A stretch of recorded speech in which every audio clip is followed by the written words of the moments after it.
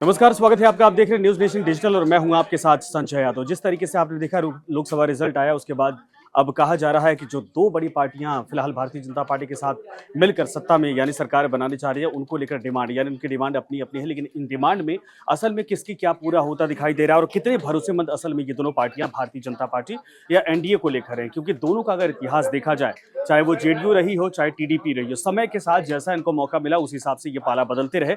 ऐसे में बड़ा गंभीर सवाल हो जाता है कि अगर तेलुगु देशम पार्टी की तरफ से चंद्रबाबू नायडू की तरफ से 5-6 मंत्रालय की डिमांड की जाती है, लोकसभा स्पीकर के पद की डिमांड की जाती है और जो प्रोफाइल दरअसल बताए गए हैं वो काफी भारी भरकम प्रोफाइल बताए जा रहे हैं। क्या भारतीय जनता पार्टी या फिर मोदी सरकार इस बात को लेकर सहमत होगी? और सहमत अगर हो जाती है, सीटों को अगर मंत्रालय दे भी दिया जाता है, तो कितने ये वाकई में रिलायबल हैं, इन पर भरोसा किया जाता है कि कितने वक्त तक ये साथ में रह सकते हैं। दूसरा, नीतीश कुमार का नाम बिहार की राजनीति में और पूरे हिंदुस्तान की राजनीति में सब जानते हैं कि जब भी मौका मिला, नीतीश कुमार ने एक ही 5 साल के कार्यकाल में मुख्यमंत्री के तौर पर 3-3 बार वक्त रहते इन्होंने पूरी सत्ता में बदलाव किया, यानी मुख्यमंत्री यही रहे, लेकिन देखा गया कि यहाँ पर डिप्टी सीएम या फिर पार्टियों का अलायंस बदलता रहा।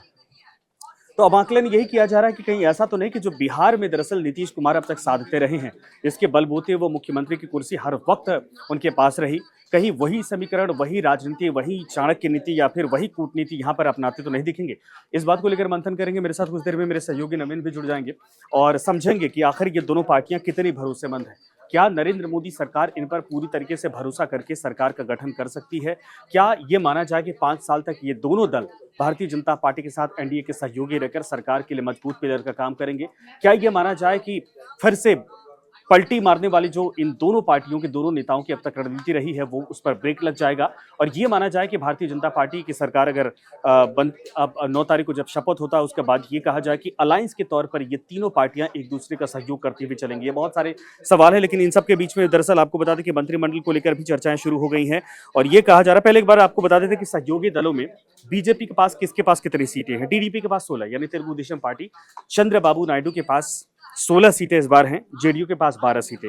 दोनों अगर मिला दिया जाए तो 28 सीटें हैं और मौजूदा सरकार के गठन में इन दोनों की भूमिका सबसे बड़ी हो जाती है। हम की तरफ से ये कह दिया गया है, यानी जीतन राम मांझी की तरफ से, कि जहां प्रधानमंत्री नरेंद्र मोदी है, नीतीश कुमार है, वहां पर हमारा समर्थन होगा। यानी कुल मिलाकर अभी ये साफ तौर पर दिख रहा है कि सरकार को ही समर्थन है, नरेंद्र मोदी को समर्थन है। आजसू झारखंड की पार्टी 1 सीट मिली थी एनसीपी, अजित पवार गुट को 1 सीट मिली थी, अपना दल अनुप्रिया पटेल को मिर्जापुर से 1 सीट मिली थी और इसके अलावा जेडीएस 2 सीटें कर्नाटक से जीत कर आई है। एलजेपी रामविलास पासवान वाली पार्टी जो चिराग पासवान की है, सबसे बिहार में कहा जाए कि सबसे अच्छा प्रदर्शन रहा। 5 सीटें दी गई थी चुनाव लड़ने के लिए, 5 सीटों पर दरअसल ये जीत हासिल करके आए हैं। शिवसेना शिंदे गुट को 7 सीटें हैं। तो कुल मिलाकर ये कहा जाए कि टीडीपी और जेडीयू ये दोनों पार्टियां हैं जिनका भरोसा हर वक्त नरेंद्र मोदी सरकार को, यानी कि एनडीए सरकार के तीसरे कार्यकाल को हर वक्त चाहिए और इसी को लेकर मंथन करेंगे कि आखिर क्या है। लेकिन इन सब के बीच में एक और अपडेट है, फिर मैं आऊंगा टॉपिक पर। अपडेट ये है कि खबर जो अब तक आई है कि कुछ ऐसे चेहरे या मंत्री जो इस बार चुनाव हारे हैं, सरकार उन पर दोबारा भरोसा कर सकती है, यानी एक और मौका दिया जा सकता है, मंत्रालय उनको दिया जा सकता है, पोर्टफोलियो दिया जा सकता है और उसके बाद हो सकता है कि इसके बाद अगले चुनाव में इनके लिए रास्ते खुल जाएंगे। लेकिन आपको बता दें कि एनडीए गठबंधन में पीएम मोदी का शपथ ग्रहण 9 जून को शाम 6 बजे होने वाला है। बीजेपी के जीते मंत्री रिपीट होंगे और दोनों नेताओं से अमूमन मुलाकात हो चुकी है, बातचीत हो चुकी है, चाहे वो नीतीश कुमार हो चाहे चंद्रबाबू नायडू। कल की अगर मीटिंग आप देखेंगे तो दोनों नेताओं को बड़ा जिस तरीके से सिटिंग अरेंजमेंट था वो साफ तौर पर दिखाता था कि दोनों की भूमिका क्या होने वाली है। नीतीश कुमार सबसे करीब बैठे थे प्रधानमंत्री नरेंद्र मोदी के, उसके बाद चंद्रबाबू नायडू थे, बाकी सारे लोग एक एक करके उस राउंड टेबल पे बैठे हुए थे।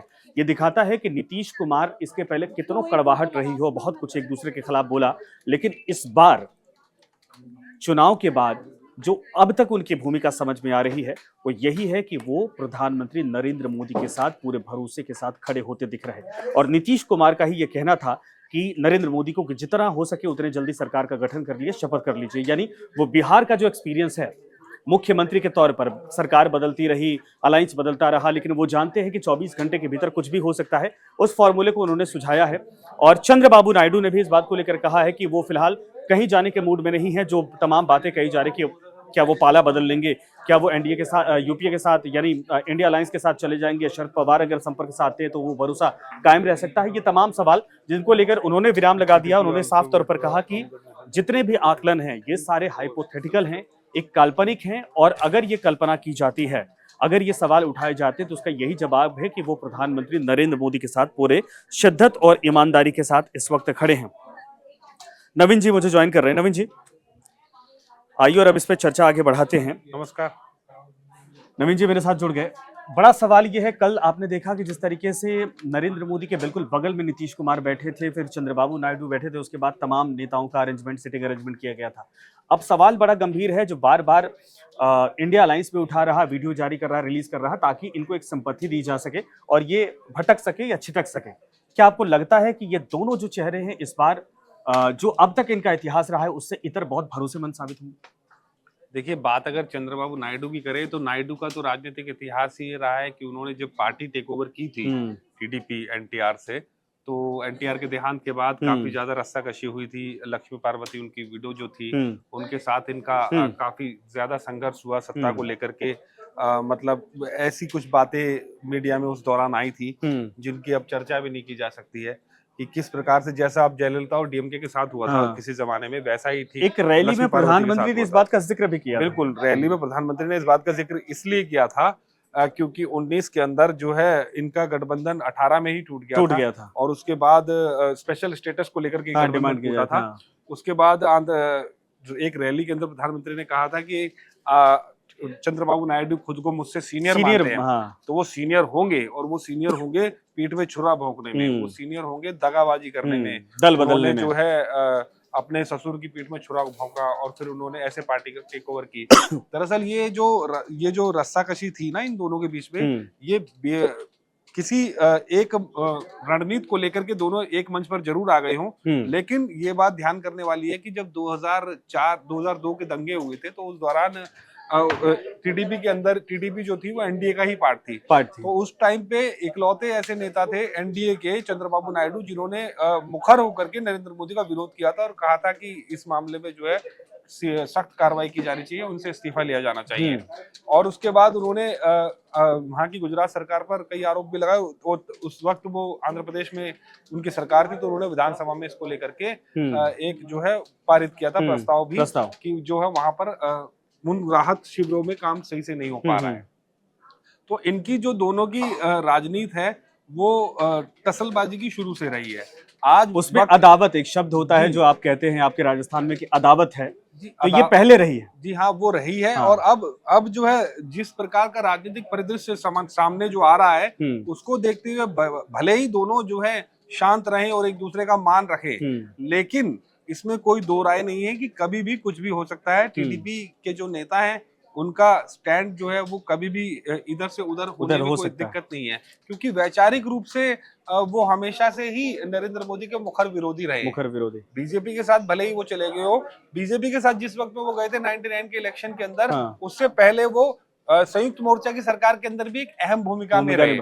उसको बनवाने में उनकी अहम भूमिका रही। इंद्र कुमार गुजराल मुख्यमंत्री बने हो, चाहे देवगौड़ा मुख्यमंत्री बने हो, उस दौरान भी उनकी बहुत बड़ी इंडिया अलायंस कहा जाए या विपक्षों को एकजुट करने में भी एक बार बहुत शिद्दत से जुटे हुए थे। हालांकि वो उनका प्लान एग्जीक्यूट नहीं हो पाया था, वो नरेंद्र मोदी के खिलाफ ही था 18 में अलग होने के बाद। जी हाँ, असल में क्या था कि इंडिया अलायंस ने भी टीडीपी को अपनी तरफ लेने में थोड़ी सी कोताही बरती। उनको ऐसा लग रहा था कि टीडीपी अब खत्म ही होने वाली है, क्योंकि ऐसा हो चुका था कि पिछले विधानसभा चुनाव में इनकी 23 सीटें आई और लोकसभा के अंदर भी इनकी 2 ही सीटें बची थी।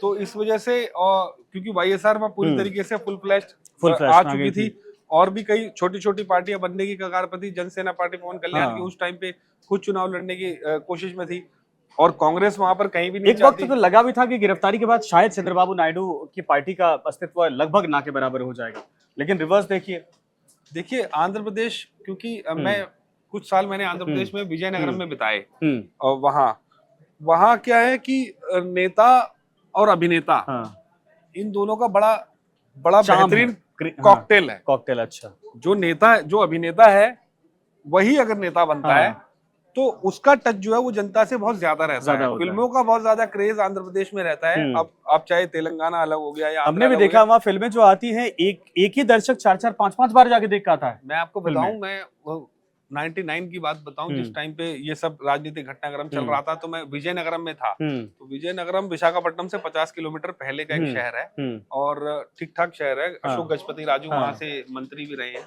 बड़े नेता थे वहां से। तो उस शहर के अंदर 2-3 किलोमीटर के शहर में 18 से 20 सिनेमा घर होते थे। बताइए। और लोग इतना सिनेमा देखते हैं वहाँ, सिनेमा और राजनीति, मतलब वहां पर जो अगर यदि कोई वहाँ सिनेमा के जो सितारे हैं उनको भगवान के रूप में देखा जाता है। एनटीआर का क्रेज इसी बात से था कि वो कभी सुपरस्टार थे, फिर मुख्यमंत्री बने और उसके बाद जो है उनका क्रेज बरकरार रहा। जब ये उनके दामाद हैं चंद्रबाबू नायडू, तो जब 93 में उन्होंने लक्ष्मी पार्वती से शादी की थी और 96-97 के करीब वो निकल गए थे, तो जो उस दौरान ही पार्टी में वर्चस्व को लेकर के लड़ाई बड़ी तीखी हो चुकी थी। उसके बाद जो है किसी तरह इन्होंने पार्टी को टेक ओवर किया चंद्रबाबू ने उसको टेक ओवर करने के बाद ऐसा नहीं है कि जो है सिल्वर स्पून से उनकी पॉलिटिक्स शुरू हुई। उन्होंने बाकायदे पूरे राज्य का दौरा किया, हर एक कमेटी में मीटिंग रखी, हर जिले में वो गए। उन्होंने पूरी तरीके से अपने आप को स्थापित कर दिया कि मैं टीडीपी का बड़ा फेस हूँ। और उस दौरान देश जो है जिस प्रकार की राजनीतिक उथल पुथल से जूझ रहा था, क्योंकि 96 में जब अटल बिहारी वाजपेयी की 13 दिन की और 13 महीने की सरकार जाने के बाद में फिर देवगौड़ा, इंद्र कुमार गुजराल, कई सारे एक्सपेरिमेंट्स चल रहे थे। इसी दौरान जो है बैठकों का सिलसिला जो है वो लगातार यहाँ पर चल रहा था और जनता दल या एंटी कांग्रेस और एंटी बीजेपी सरकार बनाने की कोशिशें बड़ी तेजी से थी। एक अलग से मोर्चा जो कांग्रेस भी ना हो और जो बीजेपी भी ना हो, वो वाले दल उभर करके सामने आए थे, जिनमें जो है साउथ के कई सारे दल थे, जैसे जनता दल सेकुलर। उस टाइम जनता दल के धड़े बने थे। हाँ, तो उसमें जनता दल सेकुलर हो गया, बीजेडी हो गया, मूपनार की पार्टी अलग से तमिल मनीला कांग्रेस बनी। उसके बाद ये सारे जो दल थे इनकी एक बैठकें दिल्ली में ही लगती, कम्युनिस्ट पार्टी इसमें बड़ा रोल निभा रही थी। तो उस दौरान क्या था कि अहम भूमिका में टीडीपी मानी जाती थी हर बैठक में, हर फैसले में। तो जब गुजराल की सरकार गई, गुजराल की सरकार के जाने के बाद में फिर टीडीपी को ये फैसला लेना पड़ा कि आखिर हम 99 के अंदर जब अब चुनाव सामने है तो किसके साथ जाएं, तब वो एनडीए के बड़े घटक के रूप में सामने आए थे। लेकिन 2004 में जब ये सरकार जाने वाली थी, उससे पहले ही 2002 में बड़े दंगे हो गए गुजरात में। उस दौरान टीडीपी ने जो है मुखर रूप से इनका विरोध किया नरेंद्र मोदी। लेकिन परिस्थितियां अलग थी, तब अटल जी का दौर था और जाहिर सी बात है भरोसा उन पर था। किसी को नहीं पता था कि नरेंद्र मोदी बाद में जाकर कितने बड़े नेता। चुनाव नतीजे आने के बाद परिस्थितियां बदली भी हैं। हाँ, बिल्कुल बदली। आप खुद मानेंगे कि अब नरेंद्र मोदी और अमित शाह या पार्टी के अंदर उनका जो है उतना दबदबा अब नहीं दिखाई दे रहा है, कहीं से भी नहीं दिखाई दे रहा है। अब वो उस रूप में नहीं है कि वो हर फैसला जो है अपने से ले लें। आप देखेंगे इससे पहले जो थे कि आपने कभी मतलब नड्डा जी आज पार्टी अध्यक्ष हैं, लेकिन नड्डा जी को इतनी महत्ता जो है वो कभी इससे पहले दिखाई दे नहीं रही थी। आपने कई वीडियो देखे होंगे जिसमें जो है नड्डा जी को साइड होते हुए दिखाया गया है। तो वो सब चीजें भी थी, लेकिन अब क्योंकि फैसला पार्टी पर है, पार्टी कुछ भी फैसला ले सकती है। कम टू द पॉइंट, अब जैसे आपने कहा इनको नायडू को लेकर ये संभावना है कि आने वाले वक्त में क्या करेंगे अगर इनके मन की नहीं हुई या इनकी महत्वाकांक्षाएं पूरी नहीं हुई। हम इधर चलते हैं। उसके बाद अब दूसरा नाम है वो नीतीश कुमार। नीतीश कुमार तो इतिहास है, उनका रिकॉर्ड है कि एक ही पंचवर्षीय में मुख्यमंत्री के तौर पर 3-3 बार वो मुख्यमंत्री पद की शपथ ले लेते हैं और अलायंस रातों रात बदल जाते हैं। तो यहाँ तो खैर उनके पास बिल्कुल ऐसा मौका है कि भाई वो अपने जो डिमांड करे उस हिसाब से पूरी करनी पड़ेंगी। देखिए, बिहार की राजनीति के अंदर जो भी केंद्र के अंदर पावरफुल हुआ, चाहे वो रामविलास पासवान हो, चाहे नीतीश कुमार और चाहे वो लालू यादव, तो उनकी मतलब 90 के दशक के बाद से उनकी ये प्रायोरिटी रहती है कि रेल मंत्रालय उनके पास जरूर आ जाए। तो अभी भी जो है वो कोशिश में यही होगी कि रेल मंत्रालय उनके पास आए। हालांकि जो है चीजें अब वैसी नहीं बची है जैसे पहले थी। रेल का बजट अलग से पेश होता था, चीजें बहुत ज्यादा पावरफुल थी, उस हिसाब से नहीं बचा क्योंकि उसमें कई कारण भी थे। दरअसल बिहार का जो आप सामाजिक ताना बाना है पूरा जो उसको समझेंगे तो उसमें औद्योगिकरण वहाँ इतना ज्यादा नहीं है। अन्य राज्यों के ऊपर निर्भर वहाँ की जनता रहती है। वहाँ का जो वोटर है, वहाँ की जो जनता है वो अन्य राज्यों पर निर्भर बहुत ज्यादा रहती है, चाहे वो पंजाब पर हो, दिल्ली पर हो, महाराष्ट्र पर हो या फिर पीछे बंगाल, कलकत्ता या आसाम तक। तो वहां पर व्यापार रोजगार के लिए वो लोग जाते आते रहते हैं। तो ट्रेन उनकी जीवन का एक बहुत बड़ा अंग है। सही बात है। आप देखेंगे, आप किसी भी बिहार के किसी व्यक्ति से बात करेंगे जो दिल्ली में भी काम कर रहा हो तो उसके पास ट्रेन का सारा टाइम टेबल रहता है। देखिए कि रामविलास पासवान भी रेल मंत्री रहे, मुलायम भी रहे, लालू प्रसाद यादव और नीतीश कुमार भी रहे उधर। अगर बंगाल में देखा तो ममता जी के पास भी ये रहा पोर्टफोलियो। उस इलाके में सही आपने कहा कि ये रेलवे जो है कि बहुत बड़ा साधन है और वहां के नेता ये समझते हैं हाँ। कि ये दरअसल वोट बैंक से भी कनेक्ट हो जाता है। झारखंड में कोयला मंत्रालय कोयला लेने की मंत्रालय। फिराक रहती है हमेशा। पूरा वहाँ खदानी है। हाँ। अच्छा, तो अब नीतीश कुमार की भूमिका क्या हो सकती है? नीतीश कुमार क्या डिमांड कर सकते हैं और कितने भरोसेमंद रहेंगे सरकार में? मेरा ऐसा मानना है कि नीतीश कुमार के पास 12 एमपी है इस वक्त, तो 12 एमपी के एवज में, क्योंकि उनकी भूमिका सेकंड लार्जेस्ट है आफ्टर टीडीपी के बाद 16 है, तो गृह मंत्रालय और रक्षा मंत्रालय जैसे विभाग तो मेरे को लगता है कि बीजेपी अपने पास ही रखेगी। हालांकि टीडीपी डिमांड इसी की कर रही है। यदि अगर गृह मंत्रालय की डिमांड टीडीपी कर रही है तो ये जो है बीजेपी के लिए बड़ा सेटबैक होगा। नहीं, रक्षा और वित्त मांग रही है, गृह मंत्रालय शायद अमित शाह कंटिन्यू करे। वित्त मंत्रालय बीजेपी दे भी सकती है, उनके पास वित्त मंत्रालय में कोई इतना इकोनॉमिक्स का जानकार बचा भी नहीं है, मुझे दूर दूर तक कोई दिखाई नहीं दे रहा है। निर्मला सीतारमण की बात करें तो वो भी मतलब ले दे करके एक ही व्यक्ति हैं ऐसी, तो अगर वो दे रही हैं तो अच्छी बात है। लेकिन बिहार की जहां तक बात है, नीतीश कुमार की बात है, तो नीतीश कुमार का फोकस मुझे ऐसा लगता है कि रेल मंत्रालय और एचआरडी पर अच्छा, नीतीश तो दोनों तरीके से वो खेलते हैं। हालांकि वो जो उम्र के हिसाब से देखा जाए तो हो सकता है कि आखिरी पारी मुख्यमंत्री के तौर पर हो, लेकिन ये इस 5 साल में वो पार्टी को भी मजबूत करना चाहेंगे और अपनी कंडीशन भी, अपनी स्थिति भी वो ऐसे जगह सेट करना चाहेंगे जहां से ये वक्त कट जाए।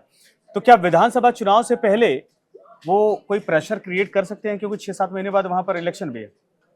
जी, नीतीश कुमार, और हर बार यही देखा गया है कि लोकसभा में वो बीजेपी के साथ आते हैं, विधानसभा में आरजेडी के साथ चले जाते हैं। देखिए, नीतीश कुमार को लेकर के राजनीतिक रूप से संशय और शुबा रखने की कोई जरूरत नहीं है। नीतीश कुमार इस देश के सबसे रिलैक्स पॉलिटिशियन है। वो एक ऐसे स्टेट के पॉलिटिशियन है जहां पर सेकंड जो पार्टी है उसको मतलब स्टीरियोटाइप बना दिया गया है कि यहाँ जब ये आएंगे तो जंगल राज होगा, और वो पार्टी भी ये मान चुकी है कि यदि हमें आना भी है तो नीतीश के साथ ही आना है। फुल फ्लैश हम जब आएंगे जब ये नीतीश कुमार पावर में कमजोर हो जाएंगे। और नीतीश कुमार पावर में कमजोर होने की बात आई थी पिछले चुनाव में, 45 सीटें उनकी आई, आरजेडी सबसे बड़ी पार्टी शायद अगर लोकसभा चुनाव में ये मार्जिन ना होता, नंबर ना होता, तो यही माना जाता कि नीतीश कुमार लगभग अब आखिरी पारी खेल रहे, एंड हो चुका है उनकी पार्टी का। लेकिन ये एक बूस्टअप है। ये आखिरी वक्त में कहा जाए नीतीश कुमार के 12 सीटें अगर निकल गई तो ये दिखाता है कि पार्टी का जनाधार चाहे जिसके भरोसे रहा हो, लेकिन पार्टी खड़ी होने की स्थिति एक बार फिर से अपने पैरों पर वो नंबर आ चुके हैं। देखिए, नीतीश कुमार को इग्नोर वहां वोटर नहीं करता है, चाहे वो पलटू राम लोग कहें, क्योंकि उनका कोई विकल्प नहीं है। वहां आप जेडीयू के अलावा किस पार्टी को, दरअसल वहां की जातीय समीकरण बहुत अनोखे हैं। जो पिछड़ी जातियां हैं उनमें से जो जातियां यादव या कुर्मी कोयरी जातियां हैं, उनके बीच में अन्य कुशवाहा हो गए, नाई हो गए, कई सारी जातियां ऐसी हैं पिछड़ों में जो लालू के साथ हैं, और कुछ जातियां जो नीतीश कुमार के साथ हैं। तो नीतीश कुमार के साथ समीकरणों में मुस्लिम पिछड़े में वो खुद, और फॉरवर्ड जो वोटर है वो भी बहुत बड़े तबके में नीतीश कुमार के साथ जुड़ा रहता है, जबकि यही वोटर आरजेडी के साथ सही बोल रहे हैं। और जब वो कॉम्बिनेशन बीजेपी के साथ आता है तो वो डेडली कॉम्बिनेशन हो जाता है बिहार के सामाजिक ताने बाने के हिसाब से। क्योंकि सीटों का बंटवारा कुछ इस हिसाब से होता है कि जो सवर्ण वोटर है उसको वहां पर जेडीयू जैसा कैंडिडेट मिलता है, तो सवर्ण वोटर जेडीयू को वोट देता है, और जो ओबीसी वोटर और मुस्लिम वोटर है वो भी जेडीयू को ही वहां पर वोट देता है। अब आते हैं कि ये दोनों कितनी बड़ी भूमिका में कितने भरोसेमंद हो सकते हैं। ठीक है, ये तो अपने अपने राज्यों में इनकी अपनी स्थिति है जिसको वो मजबूत करते रहे, लेकिन अगर नरेंद्र मोदी के साथ ये लंबा सफर तय करना है तो प्रधानमंत्री कितने रिलैक्स होकर चले कि भाई इनके भरोसे हम 5 साल सरकार चला सकते हैं? प्रधानमंत्री नरेंद्र मोदी कभी रिलैक्स नहीं होंगे नीतीश कुमार को, या होने नहीं देंगे? ये नहीं होंगे ही नहीं। प्रधानमंत्री बड़े अटेंटिव पॉलिटिशियन माने जाते हैं, वो हमेशा अलर्ट मोड पे रहते हैं। किसी भी तरीके के चूक उन्होंने छोड़ी नहीं है कहीं पर भी। आपने देखा होगा कई राज्यों के अंदर उन्हें सरकार बनाने का कोई कॉर्नर लगता है कि ये जो है कल को हमें इससे दिक्कत हो सकती है, तो वो पहले ही उसको अपने में शामिल कर लेते हैं। ऐसी कोशिशें नीतीश कुमार ने खुद आरोप लगाया था कि पिछली बार जो सरकार इन्होंने समर्थन वापस लिया था एनडीए से, बीजेपी से समर्थन वापस इसलिए लिया था क्योंकि बीजेपी इस कोशिश में लगी थी कि जेडीयू के सारे विधायकों को यहाँ इस पाले में लेकर और अरुणाचल में जितने विधायक थे उनको ले भी लिया था। उत्तराखंड हाँ, कई जगह कई हुआ जगहों ऐसा। से। अच्छा नीतीश कुमार, लेकिन अगर ये बात है तो नरेंद्र मोदी जैसे नेता जो है वो कोई कॉर्नर छोड़ते नहीं है। नहीं, दूसरा तो ये भी तो है कि अगर मान लीजिए ठीक है उन बातों को पुराने, मुझे लगता है कि नीतीश कुमार ने मिट्टी डाल दी उस पर, उसको ढक दिया, तभी तो वो बार बार कह रहे हैं कि जल्दी सरकार बनाइए। ये बोलने का मतलब क्या है फिर नीतीश कुमार के? अगर वो बार्गेनिंग करना चाहते तो समय लेके आराम से कहते कि भाई हमें ये चाहिए वरना हम जा रहे हैं। नीतीश कुमार इसलिए जल्दी सरकार बनाने की बात कह रहे हैं क्योंकि वो ये बात जानते हैं कि समीकरण बैठाने में बीजेपी जो है उससे बड़ा कोई खिलाड़ी नहीं है। बीजेपी इस मामले में बहुत माहिर है। आप जितने विधायकों की एमपी की संख्या देखें, छोटी छोटी पार्टियों की जिनके 4 हैं 3 हैं, उन्हें अपने में मिलाने में उन्हें कोई ज्यादा देर नहीं लगेगी, कहीं से भी नहीं लगेगी।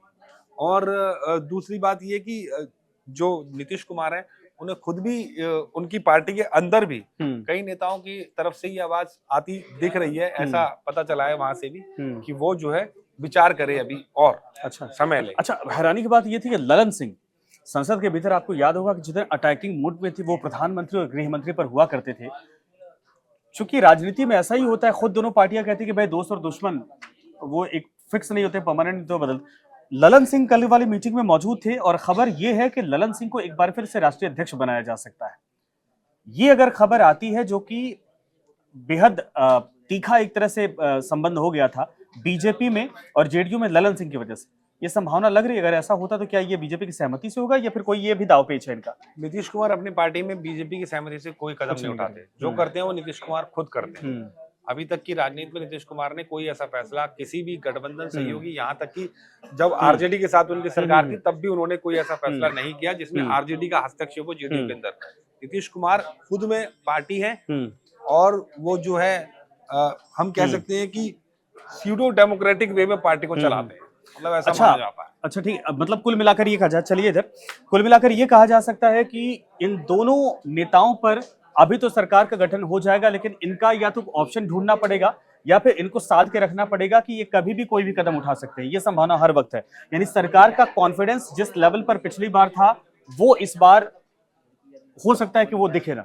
जी, अगर यही मैं आपको बताऊं, अगर यही सीटें शिवसेना शिंदे की आती तो बीजेपी को इतनी परेशानी नहीं थी।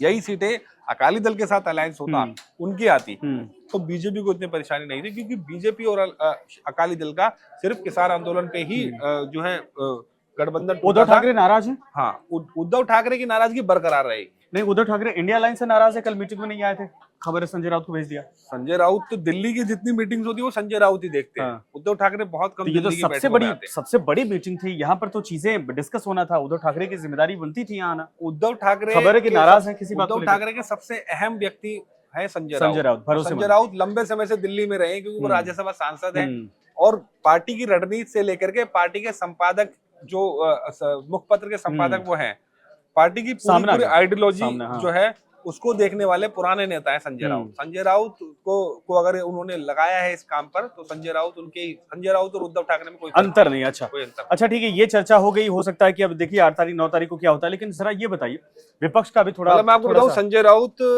उद्धव ठाकरे की पार्टी के लिए ठीक वैसे हैं जैसे प्रोफेसर रामगोपाल यादव समाजवादी पार्टी के लिए। अच्छा, रणनीतिकार भी हैं और लोगों से संबंध भी बनाकर रखते हैं। बिल्कुल। अब आते हैं जरा थोड़ा 2-4 मिनट, हमें लगता है कि इस पर बात होनी चाहिए। विपक्ष का नेता कौन बनेगा? खबर है कि कांग्रेस सबसे बड़ी अलायंस और 100 के नंबर से 1 नंबर कम रहेगी, हालांकि पप्पू यादव को जोड़ ले तो लगभग 100 हो जाती है। क्या विपक्ष के नेता राहुल गांधी बनेंगे?